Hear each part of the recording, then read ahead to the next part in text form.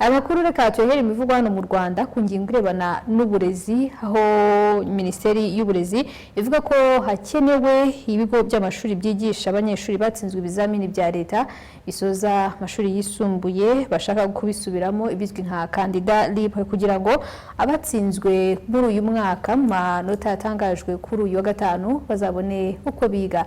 Ibindi reka tubibaze Ntambaraga Leo. Kuri wa gatanu nibwo Minisiteri y'Uburezi yashyize ahagaragara amanota y'ibizamini bya leta by'abanyeshuri barangije mu mwaka wa gatandatu.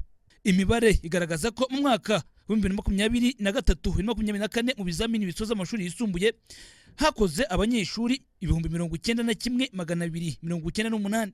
Muri aba hatsinzemo 71,746. Aba bakaba bangana na 78.6%. Amashami 18 niyo yakozwemo ibizamini bya leta. Abanyeshuri barushije abandi mu mashuri bigamo baravuga ko bagize intego yo guharanira gutsinda ku kigero cyo hejuru. Kugira ngo mbu wa mbere mu ishami ryanjye, icya mbere ni ukugira intego, kumva yuko ibintu wabishobora, ukishyiramo imbaraga yuko ibintu bishobora gushoboka, ukagira intego yuko ibyo abandi bashoboye we bitakunanira.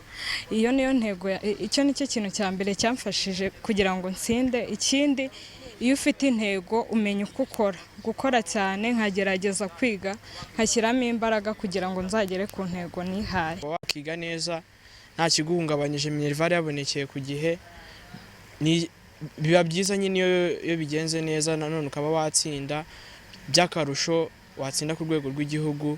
Ari ibintu ababyeyi b'abanyeshuri babaye aba mbere baravuga ko bahoraga batoza abana babo uburere bwiza no kubaba hafi mu masomo.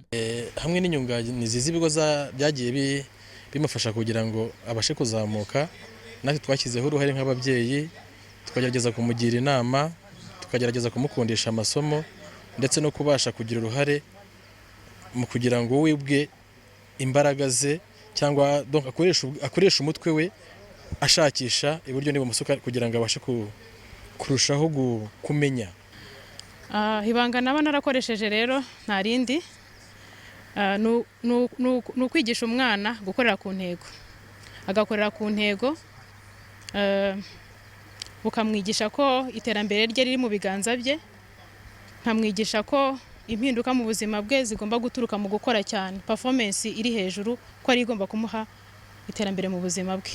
Muri uyu mwaka w'amashuri 2023-2024 gutsindwa kw'abanyeshuri basoje amashuri yisumbuye kwabaye kunini cyane uyanije no mu myaka yabanje, kuko kugeza ubu bari ku kigero cya 22%. Minisiteri y'Uburezi igaragaza ko byatewe no gukaza ireme ry'uburezi. Minisitiri w'Uburezi Nsengimana Joseph avuga ko abatsinzwe bazafashwa kongera gusubizwa mu mwaka wa gatandatu kwiga, cyangwa mo kimwe bakazakora ibizamini bya leta nk'abakandida bigenga, aribyo bita candidat libre. Umwana uza gusanga atabonye amanota ahagije kugira ngo atsinde, hari uburyo bubiri ashobora kwifashisha system. Icya mbere, ashobora kugenda agasubira mu mwaka wa gatandatu. Umwana wese uzashaka kugira ngo asubire mu mwaka wa gatandatu yongere akaze umurego wo kwiga, tuzabimufashamo. Nta uzabishaka ngo abibure. Candidat libre, habaye hari ikigo gishaka gutanga programme yerekeye no gutegura abantu baba candidat libre. Byo ni byiza rwose, cyagana NESA, noneho bakababwira ibikenewe ndetse bakanabafasha kugira ngo bitegure babibone. Ibi bigo turabikeneye rwose. Imibare mu mitsindire y'abanyeshuri barangije umwaka wa gatandatu w'amashuri yisumbuye igaragaza ko abanyeshuri batsinze bagize amanota menshi cyane ugereranije n'abatsinzwe bagize amanota yo hasi cyane. Muri rusange abahungu batsinze kurusha abakobwa kuko bangana na 50.5%, mu gihe abakobwa batsinze ku kigero cya 49.5%. Ntambaraga Leo TV10.